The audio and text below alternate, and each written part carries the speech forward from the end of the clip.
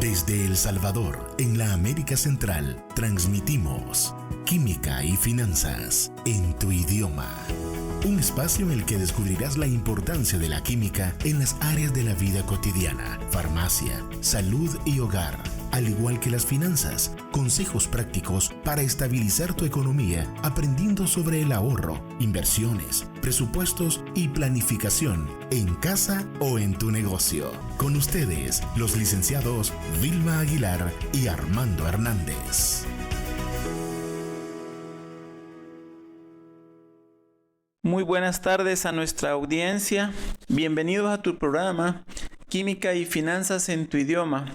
Este es un programa en el cual estamos desarrollando contenido sobre la química desde un punto de vista sencillo hasta algo más complejo como la fabricación de un fármaco, y además estamos analizando temas sobre las finanzas personales y contenidos aplicables a las empresas de una forma clara para que cada uno de nuestros oyentes lo puedan utilizar en el día a día. Somos Vilma y Armando y es un gusto presentar en este programa a la licenciada Vilma Aguilar con el tema los microorganismos en alimentos. Buenas tardes, Vilma. Muy buenas tardes, Armando. Buenas tardes, estimada audiencia. Bienvenidos a un nuevo programa de Química y Finanzas en tu idioma. En esta tarde vamos a desarrollar el tema de los microorganismos presentes en los alimentos. Es un tema bastante importante conocerlo porque a través de él podemos apreciar un poco más sobre la importancia que tiene el poder, cuando nosotros estamos cocinando, preparando nuestros alimentos, conservar esas buenas prácticas de higiene que nos van a ayudar a poder mantener una buena salud, colaborar con una buena alimentación y obviamente poder preparar unos platillos deliciosos en nuestros hogares. Entonces es muy importante poder detallar que comer es uno de los placeres de la vida. Sin embargo, en algunas ocasiones podemos olvidar la importancia de esta acción. Seguramente ustedes pueden haber escuchado la frase "somos lo que comemos", pero pocas personas reflexionan sobre ella. Y es que cuando nosotros decimos somos lo que comemos, nos preguntamos ¿qué es lo que nosotros comemos diariamente? Es importante, por ejemplo, el conocer que cada uno de los tiempos de comida cumple una función determinante en nuestro organismo. Muchas veces creo que han podido escuchar que el hecho de hacer un buen desayuno, y que el desayuno se pudiera decir que es de los platos más importantes que no tiene que faltar en nuestra alimentación. Pues prácticamente, ¿verdad? Es el que nos va a dar las energías necesarias para iniciar bien nuestro día. Y muchas veces es el que menos hacemos. Y también esa frase nos hace mucho reflexionar sobre a dónde nosotros podemos o ingerimos más nuestros alimentos. Sabemos que tenemos una vida bastante agitada, entonces posiblemente nosotros esas alimentaciones del desayuno, almuerzo y la cena, posiblemente nosotros lo hagamos fuera de nuestros hogares, y fuera de nuestros hogares posiblemente no va a ser lo ideal, en el sentido de que casi siempre vamos a poder encontrar más comida chatarra que otra cosa que sea bastante nutritiva, ¿verdad?, para nuestro organismo. Gracias, Vilma. Interesante el tema. Tú mencionabas lo de la comida chatarra, ¿verdad? Y también hablamos de alimento. ¿Cuál es el concepto de alimento versus esa comida que muchas veces consideramos que no cumple todas las necesidades que nuestro organismo requiere y que lo conocemos de esa manera?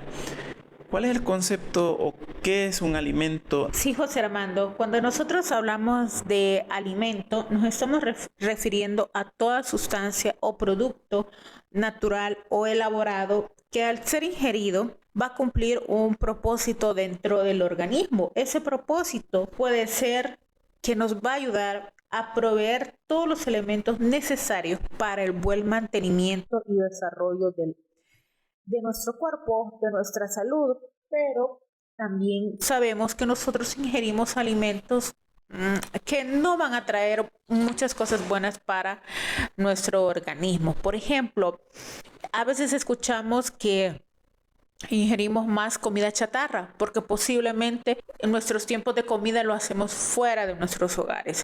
Entonces, hacer eso repetitivamente pues no va a traer a corto, en algunas veces a largo plazo, consecuencias buenas para nuestro organismo. Entonces, el poder alimentarse es muy importante, ya que proporciona al organismo sustancias requeridas para la construcción, reparación del mismo, energía para hacerlo funcionar y los reguladores que van a controlar diferentes procesos que se realizan en el organismo. Importante mencionar, por ejemplo, que los componentes con los cuales se pueden clasificar los 6 grupos de alimentos son carbohidratos, proteínas, grasas, vitaminas, minerales y agua. Estos son catalogados como nutrientes que se encuentran en los alimentos y se realizan una o más funciones en nuestro cuerpo. Entonces podríamos decir que una alimentación saludable es aquella en la que se incluyen todos los nutrientes que hemos mencionado en cantidades adecuadas. Esos nutrientes son, volvemos a recalcarlo, carbohidratos, proteínas, grasas, vitaminas, minerales y agua. Ahora bien, todos estos nutrientes están presentes en nuestro organismo. Obviamente, nosotros a la hora de cumplir los diferentes tiempos de alimentación, posiblemente podemos consumir unos más que otros o en cantidades a veces proporcionadas y otras veces no tan proporcionadas. Es entonces que pues prácticamente cuando tenemos problemas alimenticios y problemas de obesidad, podemos recurrir obviamente a un nutricionista para que él nos brinde la dieta adecuada y de cómo tengo que aprender a poder preparar alimentos que cumplan con el objetivo deseado. Muchas veces ese objetivo no es solamente bajar de peso, sino que va encaminado a poder ayudar a que una enfermedad que nosotros ya tenemos en nuestro organismo no siga avanzando. El poder practicar hábitos saludables influye directamente en la salud. Entonces, ¿qué son los microorganismos? Los microorganismos son seres vivos tan pequeños que es necesario hacer uso de microscopios para poder apreciarlos. Los microorganismos se encuentran en todas partes, en las personas, en los alimentos, en las cosas, en las plantas, y este hecho permite que se les llamen omnipresentes. ¿Por qué? Porque están en todos lados, pero son tan pequeños que no podemos verlos, excepto unos, pero ya vamos a hablar acerca de ellos. Muy interesante porque, por ejemplo, cuando nosotros hablábamos de enfermedades como el coronavirus, ¿verdad? Que fue tan famoso un par de años atrás. Este es un microorganismo que tiene su propia clasificación. Gracias, Vilma. Y hay algo muy importante a partir de lo que nos mencionabas. En los alimentos, como nos mencionaste, hay microorganismos presentes. ¿Cuáles son esos microorganismos? Podemos encontrar 4 microorganismos presentes en los alimentos con los cuales pueden ocasionar algún tipo de enfermedad. El primero de ellos que podemos mencionar son las bacterias. Las bacterias son organismos unicelulares que pueden tener distintas formas, tanto alargadas como redondas, y son los organismos más abundantes del planeta.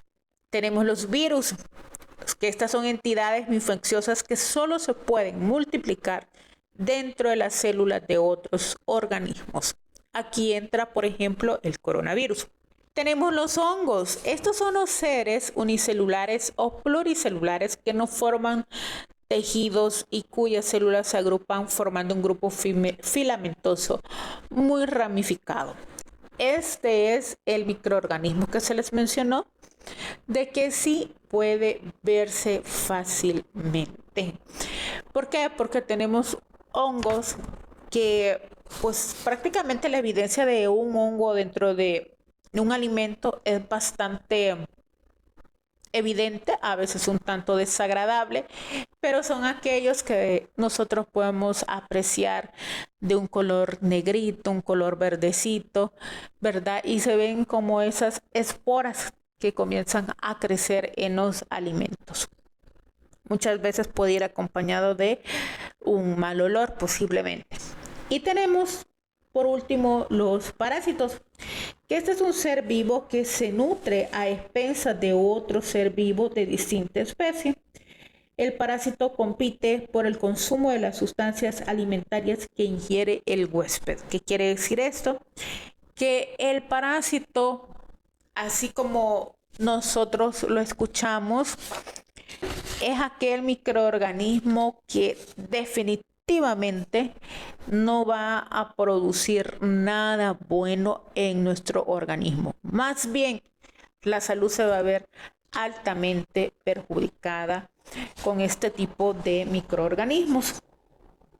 Dentro de los principales requisitos para que puedan crecer estos microorganismos en los alimentos, podemos mencionar, por ejemplo, que a mayor humedad, estos van a ser más fácil que estos se vayan multiplicando. La temperatura de igual forma es uno de los factores que más afecta a los alimentos.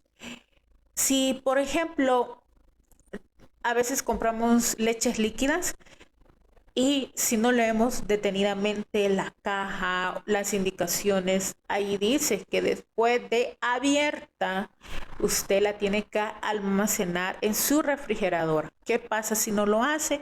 Pues esta tiende se descompone totalmente y el grado de acidez se ve mucho más elevado.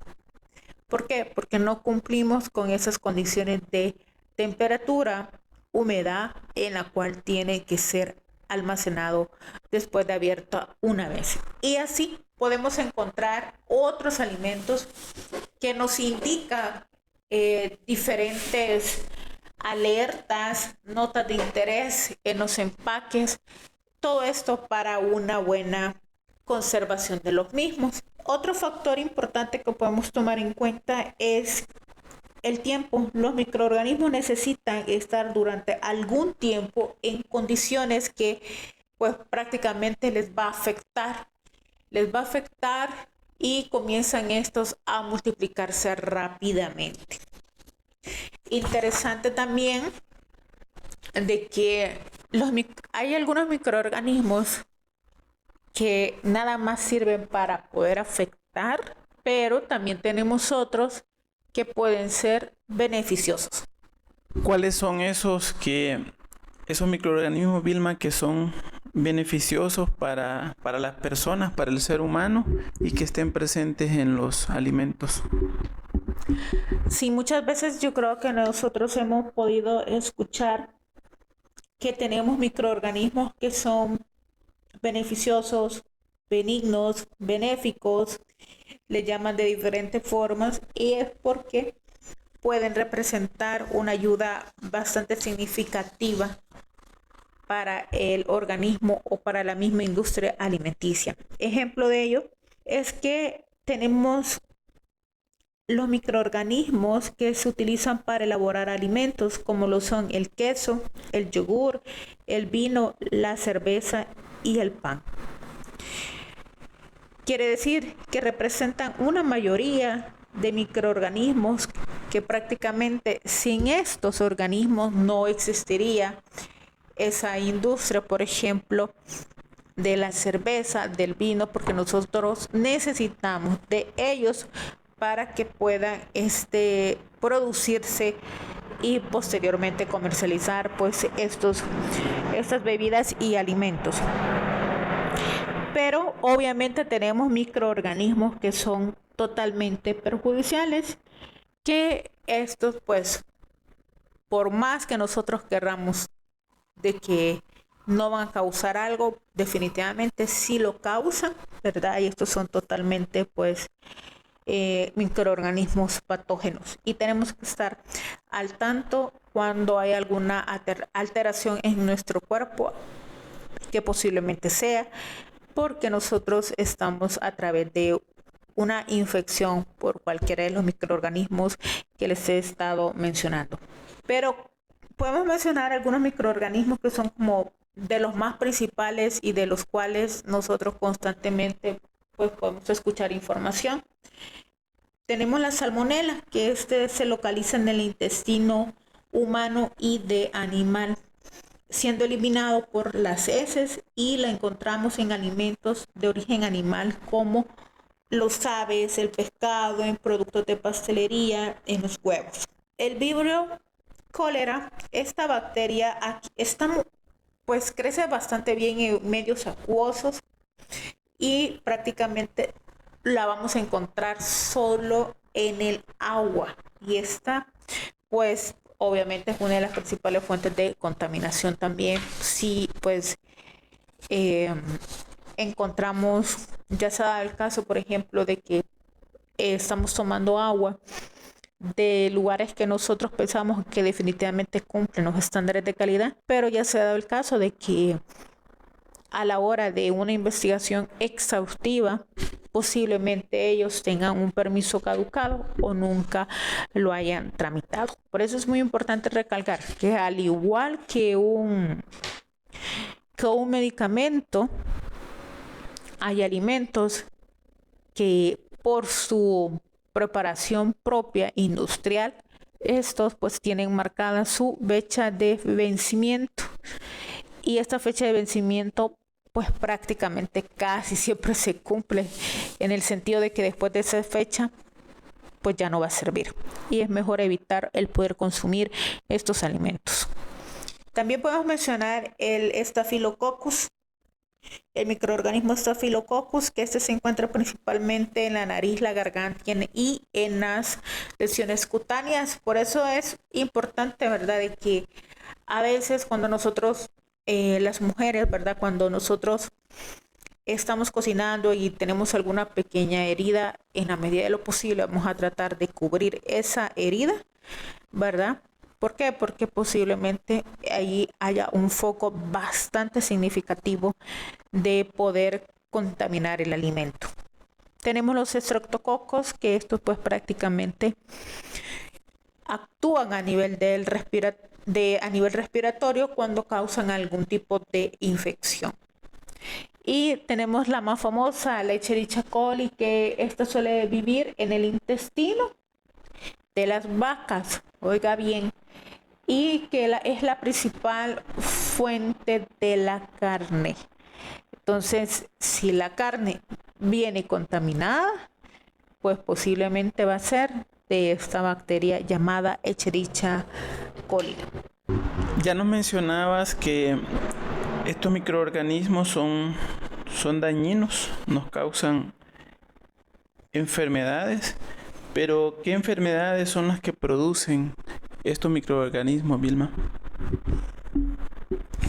Sí, José Armando, pues prácticamente cuando nosotros hablamos de enfermedades que producen alimentos, nos estamos refiriendo a las llamadas ETA, que son enfermedades transmitidas por alimentos, y se van a originar siempre por la ingestión de alimentos contaminados en cantidades suficientes, o también bebidas que están contaminadas, pues porque definitivamente estos no cumplen, o prácticamente a la hora de preparar los alimentos, posiblemente nosotros en nuestra cocina no lo preparamos bien, no tomamos esas medidas higiénicas adecuadas, o cuando fuimos a un restaurante, allí no cumplieron esas buenas prácticas de manufactura, por así decirlo, para los alimentos, y es entonces cuando se da esa contaminación, ¿verdad?, del alimento y nosotros por ende nos enfermamos. Y las enfermedades que puede producir pues, casi siempre vienen a nivel del tracto gastrointestinal, son catalogadas infecciones, ¿verdad?, por estos microorganismos. Y es muy recomendable que por lo menos 2 veces al año se puedan desparasitar las personas. Las enfermedades alimentarias, recuerden que podemos clasificarlas en 3 tipos. En infecciones alimentarias propias que ocurren cuando una persona come un alimento que contiene microorganismos patógenos, y las intoxicaciones alimentarias. Estas intoxicaciones no precisamente porque un alimento pueda estar contaminado por microorganismos patógenos, sino porque están contaminados con sustancias tóxicas. Por ejemplo, cuando a veces anuncian de parte de los ministerios de que hay marea roja, y es porque posiblemente hayan cantidades considerables de sustancias tóxicas en el mar, y estos obviamente pues afectan a los peces o los diferentes los camarones u otros mariscos que nosotros ingerimos. Y tenemos la parasitosis, que esta es una enfermedad infecciosa causada por protozoarios y lombrices intestinales. Y esta pues prácticamente es una enfermedad que nosotros adquirimos a través de los alimentos y el agua contaminada. Por eso es que se les mencionaba que es muy importante que se puedan desparasitar por lo menos 2 veces al año para tener un mejor control, y obviamente va a ayudar bastante para nuestra salud. Recordar que en los casos de enfermedades alimentarias tenemos poblaciones de alto riesgo. ¿Qué quiere decir esto? De que si estas personas se enferman por algún tipo de estos microorganismos que hemos mencionado, pues obviamente a ellos les va a afectar mucho más. Y aquí podemos mencionar a los niños, a los bebés, las personas con defensas bajas, las personas adultas mayores y las mujeres embarazadas. Pues sabemos, por ejemplo, que hay personas que están sufriendo enfermedades crónicas, enfermedades pues bastante malignas. Estas pues prácticamente bajan totalmente las defensas, y entonces ante cualquier enfermedad así vírica o alimentos contaminados, fácilmente se enferma y puede complicar más el cuadro clínico de la misma persona.